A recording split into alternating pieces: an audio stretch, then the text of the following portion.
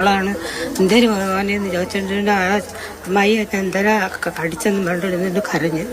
അപ്പോഴേ നമ്മൾ അറിയണുള്ളൂ മക്കളെ.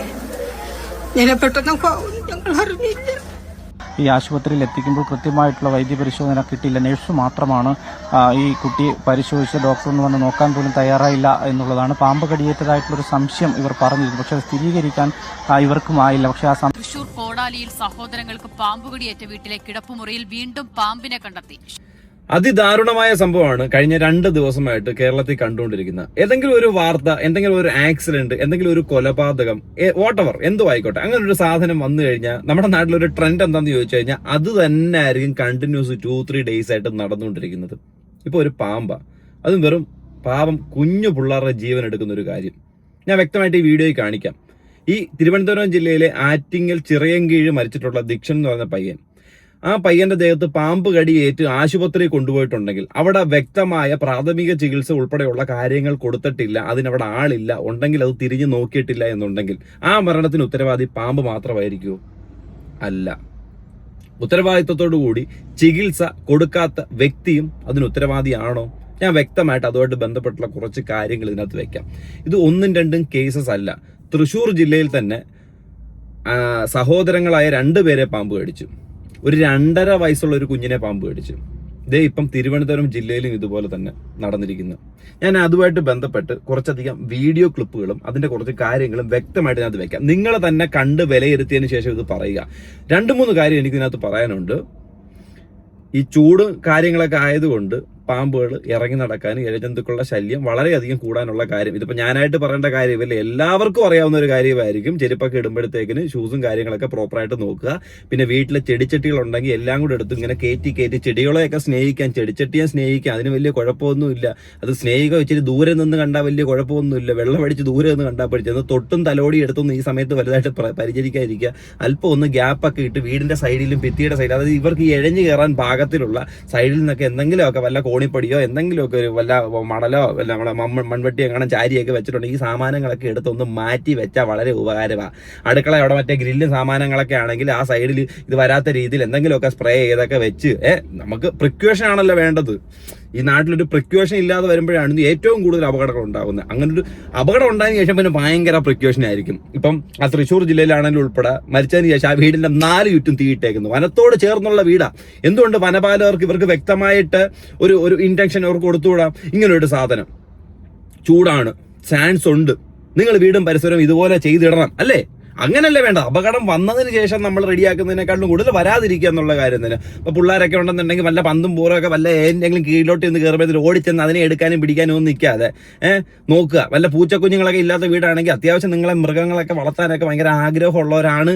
വീട്ടുകാർ സമ്മതിക്കുന്നില്ലെങ്കിൽ ആ തന്തയും തള്ളെ വല്ല പൂച്ചക്കുഞ്ഞിനെ എങ്ങനെ മേടിച്ച് വീട്ടിലിട്ട് കൊടുക്കും. ഒരു കാര്യമില്ല, ഉള്ള കഴിക്കുന്നതിന്റെ കുറച്ച് ഭാഗം അതിന് കൊടുത്താൽ മതി. അല്ലാതെ അതിന് വേണ്ടിയിട്ട് വേറെ 3 സ്ഥലം മേടിച്ചിട്ട് വീടൊന്നും വെച്ച് കൊടുക്കേണ്ട കാര്യമില്ല.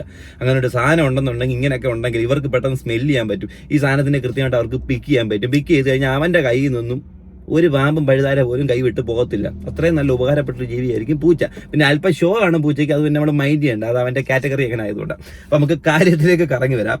ഒന്നാമത്തെ കാര്യം, ഇതുമായിട്ട് ബന്ധപ്പെട്ടുള്ള വീഡിയോ ഞാൻ കാണിക്കാം. ഈ ആശുപത്രിയിൽ എത്തിക്കുമ്പോൾ കൃത്യമായിട്ടുള്ള വൈദ്യപരിശോധന കിട്ടിയില്ല. നഴ്സ് മാത്രമാണ് ഈ കുട്ടി പരിശോധിച്ച് ഡോക്ടറൊന്ന് വന്ന് നോക്കാൻ പോലും തയ്യാറായില്ല എന്നുള്ളതാണ്. പാമ്പ് കടിയേറ്റതായിട്ടുള്ളൊരു സംശയം ഇവർ പറഞ്ഞിരുന്നു. പക്ഷെ അത് സ്ഥിരീകരിക്കാൻ ഇവർക്കും ആയില്ല. പക്ഷെ ആ സംശയം പറഞ്ഞു. ഈ കുഞ്ഞ് ആശുപത്രിയിൽ എത്തുന്നത് വരെ പ്രതികരിക്കുന്നുണ്ടായിരുന്നു. ആ കുഞ്ഞ് പറഞ്ഞത് അത് സ്ഥിരീകരിക്കാനായിട്ട് എന്തുകൊണ്ട് ഡോക്ടർമാർക്ക് കഴിയുന്നില്ല എന്ന് എനിക്ക് ആലോചിക്കുന്നത്. നമുക്കൊരു അപകടം പറ്റി നമ്മൾ ഹോസ്പിറ്റലിൽ ചെയ്യുമ്പോൾ ആദ്യം അവർ ചോദിക്കും എന്ത് പറ്റിയെന്നായിരിക്കും ചോദിക്കുന്നത്. അപ്പൊ സാറേ ഞങ്ങൾക്ക് ഇങ്ങനൊരു ഒരു സംശയമുണ്ട് എന്ന് പറഞ്ഞു കഴിഞ്ഞാൽ അവരെന്ത് വേണം? ആ സംശയത്തിൽ ഊന്നൽ കൊടുത്തുള്ള ചികിത്സയല്ലേ ആദ്യം ചെയ്യേണ്ടത്. എന്നാൽ അങ്ങനെയല്ല. ഇത് ഞാൻ മൊത്തം നോക്കട്ടെ, ഞാൻ കണ്ടുപിടിക്കാന്ന്. അതാണോ വേണ്ടത്? അതാണോ പ്രാഥമിക ചികിത്സ? അല്ലെങ്കിൽ അതാണോ ഒരു പ്രിക്വേഷൻ എന്ന രീതിയിൽ? അല്ലെങ്കിൽ അത് ഇതുപോലെ ഒരു കുഞ്ഞിനെ ഒരു ഹോസ്പിറ്റലിൽ കൊണ്ടുപോകുമ്പോഴത്തേക്കിന്, ഒരു പാമ്പ് കടി ഏറ്റ ഒരു കുഞ്ഞ് ചെല്ലുമ്പോഴത്തേക്കിന്, ഈ ഒരു മെഡിക്കൽ രംഗത്ത് യാതൊരുവിധ ഒരു പരിജ്ഞാനം പോലും ഇല്ലാത്ത വ്യക്തികളാണെങ്കിൽ പോലും എന്തെങ്കിലുമൊക്കെ ചെയ്യാനായിട്ട് നോക്കും.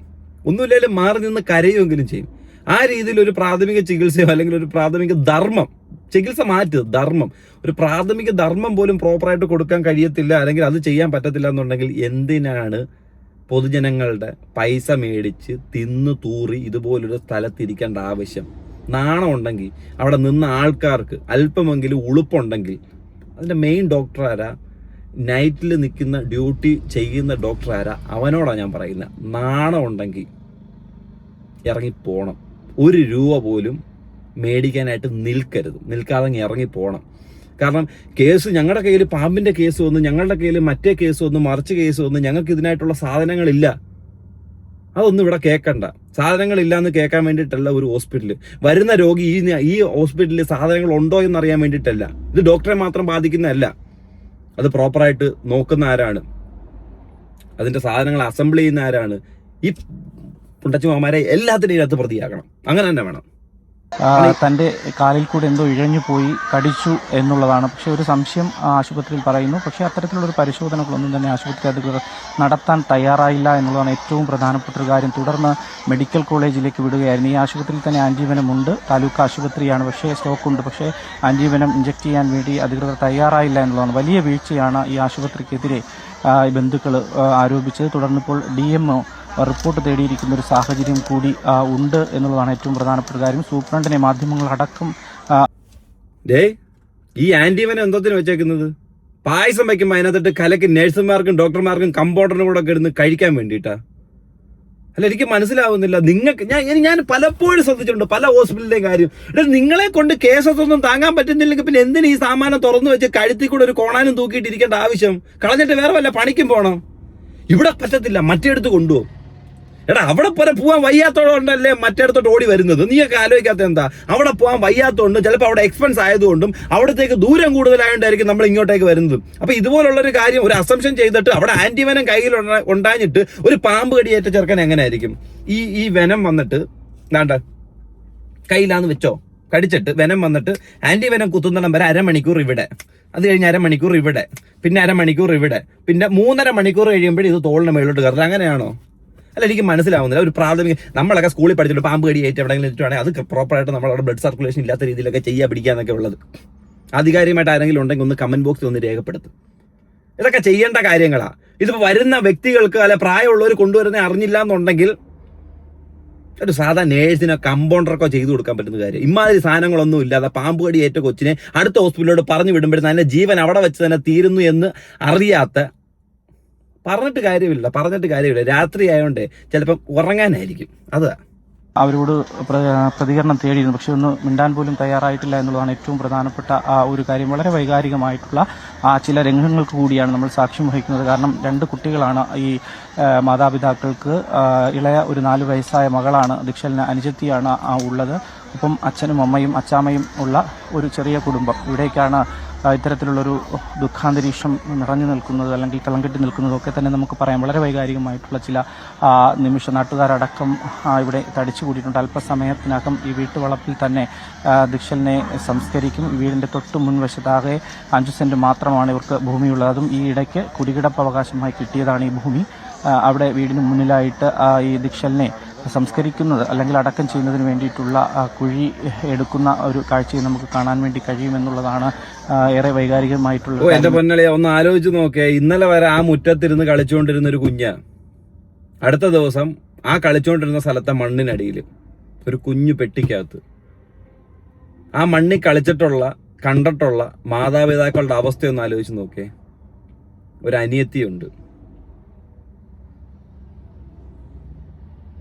എനിക്കറിയത്തില്ല, പാമ്പ് കയറുന്ന അത് പ്രിക്കോഷൻ എടുക്കണമെന്നുണ്ടെങ്കിൽ എന്താ വേണ്ടത്? നമുക്ക് നല്ലൊരു കെട്ടുറപ്പുള്ള വീട് വേണം. ഇല്ലാത്ത വീട്ടിൽ ഞാൻ ആദ്യം പറഞ്ഞിട്ടുള്ള ഒരു പരിപാടി നടക്കുന്ന കാര്യമല്ല. ഏതെങ്കിലും പൊത്തിക്കൂടെ കയറി വരും. കെട്ടുറപ്പുള്ള വീട് വേണമെന്നുണ്ടെങ്കിൽ ഉണ്ടല്ലോ, ആ വീട്ടിൽ നല്ല രീതിയിൽ വരുമാനം വേണം. നല്ല രീതിയിൽ വരുമാനം വേണമെന്നുണ്ടെങ്കിൽ എന്തോ ഡെയിലി വേജസ് എത്രയാണെന്നുള്ളത് കൃത്യമായിട്ട് രേഖപ്പെടുത്തണം. അങ്ങനെ രേഖപ്പെടുത്തുകയാണെന്നുള്ള പ്രോപ്പറായിട്ട് എല്ലാവർക്കും നല്ലൊരു വീട് വേണം. എല്ലാവർക്കും വീട് എന്ന് പറയുന്ന ഒരു പദ്ധതിയും പറയൊക്കെ ഉണ്ടാക്കി വെച്ചിട്ട് എല്ലാവർക്കും വീടുണ്ടോ?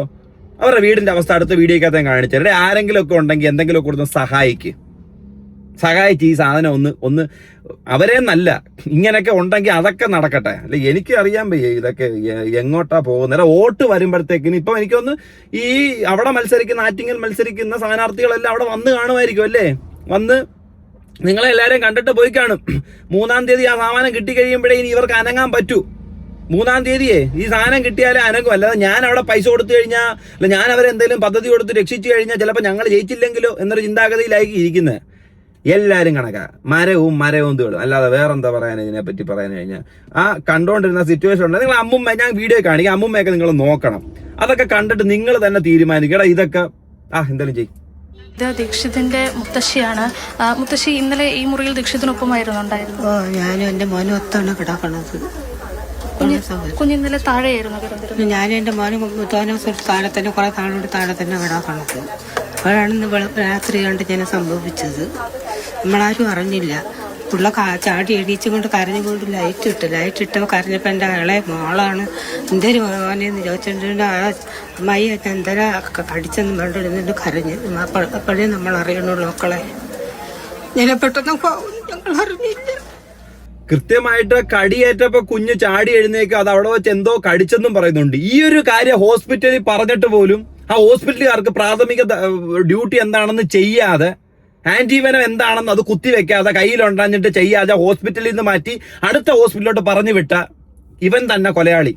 ഉള്ള കാര്യം പറയാമല്ലോ, ഇവനൊക്കെ തന്നെ. ഇതുപോലുള്ളവരെ കൃത്യമായിട്ട് നിയമ നടപടി എടുക്കണം. നിയമ നടപടി എടുത്താൽ മാത്രമേ നാളെ ഒരു സമയത്ത് ഇതുമായിട്ട് ബന്ധപ്പെട്ടോ എന്തെങ്കിലും ഒരു കേസുകൾ വരുമ്പോഴത്തേക്കിന് ഇവന്മാര് പേടിക്കൂ. ഈ രാത്രി ഇവന്മാര് ചന്തി പൊക്കി ജോലി ചെയ്യത്തുള്ളൂ.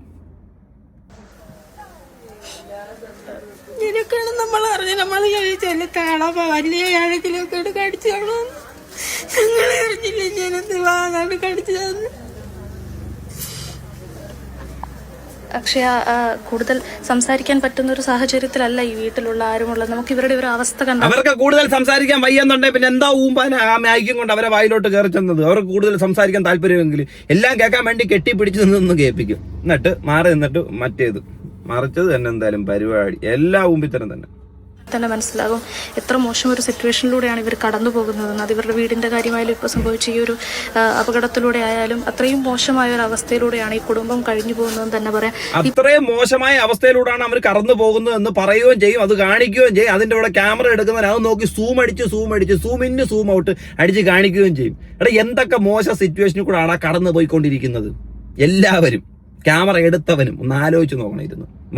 മോശം സിറ്റുവേഷൻ. പറഞ്ഞ പോലെ തന്നെ എത്രയൊക്കെ സൗകര്യം ഒരുക്കുന്നുണ്ട്, എത്രയൊക്കെ സുരക്ഷിതമായ പാർപ്പിടവും ഭക്ഷണവും ഒരുക്കുന്നുണ്ടെന്ന് പലരും അവകാശപ്പെട്ടാലും ഈ കുഞ്ഞുങ്ങൾക്ക് കഴിയാൻ സുരക്ഷിതമായ തറയുള്ളൊരു വീടില്ല എന്നുള്ളതാണ് നമ്മൾ ഇപ്പോൾ കാണിക്കുന്നത്. അല്ലെങ്കിൽ ഇവരിപ്പോൾ പറയുന്നത് അത്രയും സുരക്ഷിതത്വമില്ലായ്മ. ഇത് പാമ്പല്ല, ഈ വീടിന്റെ അവസ്ഥ നോക്കി. ഇവിടെ പാമ്പല്ല, ഇവിടെ പന്നി വരെ വന്ന് കുത്തി കയറും. ഉള്ള കാര്യം പറയാല്ല, പന്നി വന്ന് കയറും. അതെയാണ് ഒരു വീടാണോ ഇത്? തൊഴുത്തിന്റെ അവിടുത്തെ സൈഡിൽ ഇച്ചിരി പലക അടിച്ച് താപ്പോട്ട് വെച്ചേക്കുന്നത്. ഒരിക്കലും ആ വീട്ടിലെ ഗ്രഹനാഥനെ അവരോട് ബന്ധപ്പെട്ട ആരെയല്ല ഞാൻ പറയാം. നമുക്കറിയാം ഓരോ വീട്ടിലെ സാമ്പത്തിക സ്ഥിതി അറിയാം. രണ്ടറ്റം കൂട്ടിമുട്ടിക്കാൻ വേണ്ടിയിട്ട് പോകുന്ന ആൾക്കാരറിയാം. നമ്മളും അങ്ങനെയൊക്കെ തന്നെ ജീവിച്ചിരുന്നത്. ഇതൊക്കെ കാണേണ്ടത് ഈ കുറെ വർഷമായിട്ട് വോട്ട് ചോദിക്കാൻ വരുന്ന കുറെ ഉണ്ടല്ലോ, അമ്മമാരല്ലേ കാണേണ്ടത്. അവരൊക്കെ മര്യാദക്ക് കണ്ടു കഴിഞ്ഞ് ഈ പാമ്പ് വീട്ടിനകത്ത് കയറുമായിരുന്നോ?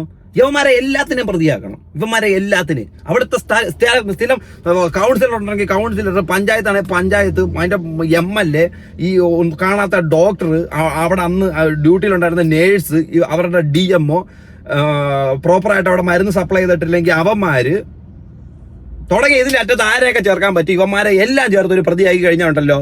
ഇനി വരുന്ന ഭരണത്തിൽ വരുന്ന ആരാണെങ്കിലും നിങ്ങളെങ്കിലും സമാധാനം ചെയ്ത് കഴിഞ്ഞുണ്ടല്ലോ, ഇനി ഇരിക്കുന്ന എല്ലാ ഗവൺമെന്റ് ഓഫീസേഴ്സ് ഉൾപ്പെടെ, രാത്രി ഇരിക്കുന്നവരുൾപ്പെടെ അവരുടെ ജോലി എന്താണെന്നുള്ളത് പ്രോപ്പറായിട്ട് ചെയ്ത് കാണിച്ചു തരും.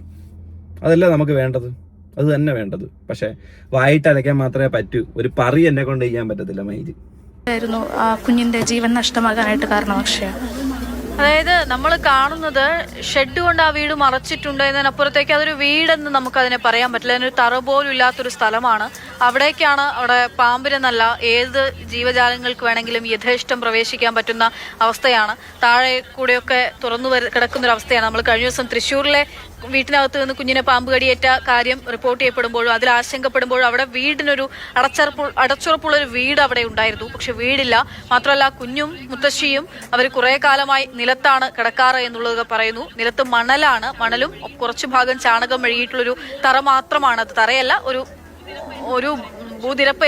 അതായത് പാമ്പിന് വന്ന് കിടക്കാൻ നല്ലൊരു അറ്റ്മോസ്ഫിയർ ആയിരുന്നു. കാരണം തണുത്ത സ്ഥലത്ത് ഈ സാധനം വരും. അതങ്ങനെ തന്നെ.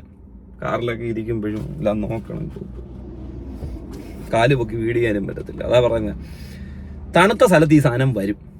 അപ്പൊ ഇതുപോലൊരു വീട്ടിനകത്തൊരു മൺതറയാകുമ്പോഴത്തേന് അവിടെ സൂര്യൻ അധികം അടിക്കാതിരിക്കും, ഇത് വരും. അത് ആരുടെയും തെറ്റല്ല, പ്രകൃതിയെ കുറ്റക്കാരനാക്കാൻ പറ്റത്തില്ല നമുക്ക്. പക്ഷെ പ്രകൃതിയിൽ നിന്ന് സംരക്ഷണം കൊടുക്കേണ്ട ആൾക്കാരുണ്ട്, അവന്മാരെ നമുക്ക് ഇതിനകത്ത് കുറ്റക്കാരന്മാരാക്കാൻ പറ്റും, ഉറപ്പാ. പൊന്നളിയാ, ഇതൊന്നും കാണിക്കണോ ഉദ്ദേശമല്ല, ഇത് കാണണം, ഇത് എല്ലാവരും കാണണം. ഇതുപോലെ അടച്ചുറപ്പില്ലാത്ത വീട്ടിൽ കിടക്കുന്ന ആൾക്കാരുണ്ട് എന്നുണ്ടെങ്കിൽ കാണണം. അത് അവർ മാത്രം കണ്ടാൽ പോരാ, അവർ ആ സിറ്റുവേഷനിൽ കിടക്കുന്നത് കണ്ടിട്ട് 800 കോടിക്ക് മേളിൽ വയനാട്ടിലുള്ളവർക്ക് വീടുണ്ടാക്കാനായിട്ട് പിരിച്ചതിന് ശേഷം അതിന്റെ 1/4 പോലും ചെലവാക്കാതിരിക്കുന്ന നീയൊക്കെ ഇത് കാണണം. മുഖ്യമന്ത്രിയുടെ ദുരിതാശ്വാസ ഫണ്ടിനകത്ത് കൈയിട്ട് വാരി ഊമ്പിക്കൊണ്ടിരിക്കുമ്പോഴും കാണണം. ഇങ്ങനെയുള്ള വീടുകളും ഇതുപോലെ തറനിരപ്പിനകത്ത് കിടന്നുറങ്ങുന്നവരും ചന്ദ്രനെയും സൂര്യനെയും കണ്ട് കിടന്നുറങ്ങുന്നവരും ബാത്റൂമിന് മറയില്ലാതെ കിടന്നുറങ്ങുന്നവരും ആൾക്കാർ കൂടുതലുണ്ടെന്നുള്ളൊരു കാര്യം. അങ്ങനെയുള്ളവരെ ഈ നാട്ടിൽ മരിക്കൂ. അല്ലാതെ നീയൊക്കെ അവരെ വെച്ചോണ്ട് ഇലക്കകത്തിട്ട് ഊട്ടി തിന്ന് ഇലയും കഴുകി കൈ നക്കി പോന്ന നിനക്കൊക്കെ നല്ലോണം കിടക്കാൻ പറ്റും. ഇവരെ സഹായിക്കും ആരാന്നറിയോ? ഈ സ്വന്തം കയ്യിൽ നിന്ന് പോക്കറ്റിൽ നിന്ന് പൈസ എടുത്തു കൊടുക്കുന്ന ജനങ്ങളുണ്ടല്ലോ, ആൾക്കാർ, ഇവര് പോയി സഹായിക്കും. അവർക്കത് സഹായിക്കാൻ തോന്നും. എന്താ മാനസികമായിട്ട്, എന്റെ കയ്യിൽ 10 രൂപ കിട്ടി, എന്നാ 5 രൂപ നീ വെക്ക് എന്നാലോചിക്കുന്നവർ സഹായിക്കും. ഒരിക്കലും അങ്ങനെ സഹായിക്കുന്ന ആരും രാഷ്ട്രീയത്തിൽ പോകല്, അല്ലെങ്കിൽ ജനസേവനം എന്ന് പറയുന്നത് ഒരു പൊതു ജോലിയായിട്ട് എടുക്കല്. സ്വന്തം ജോലിയുടെ ഒരു പാർട്ട് പാഷനായിട്ട് ചെയ്യുന്ന ആൾക്കാർ വേണം. ഞാൻ ഈ ഒരു കേസ് മാത്രമേ ഈ വീഡിയോ ഒക്കെ എടുക്കുന്നുള്ളൂ. എന്നാൽ ഈ പാമ്പ് കടിയായിട്ട് ബന്ധപ്പെട്ട് 2.5 വയസ്സുള്ളൊരു പയ്യൻ മരിച്ചിട്ടുണ്ട് തൃശ്ശൂർ തന്നെ. മറ്റേ 2 സഹോദരങ്ങളുടെ കാര്യം, ഒരാൾക്ക് മരണത്തിൽ നിന്ന് രക്ഷപ്പെട്ടു, ഒരാൾ പോയി. ഈ വീട്ടിൽ കിടക്കുന്ന കുഞ്ഞിന് തന്നെ, ഇതേ വീട്ടിൽ കിടക്കുന്ന കുഞ്ഞിന് തന്നെ ഇനി ഒരു പെൺകുട്ടിയുണ്ട്, ഇതേ വീട്ടിലാണ് ഇനി ഉറങ്ങാൻ പോകുന്നത്. ശരി, ഞാൻ എൻ്റെ വീഡിയോ അവസാനിപ്പിക്കുക.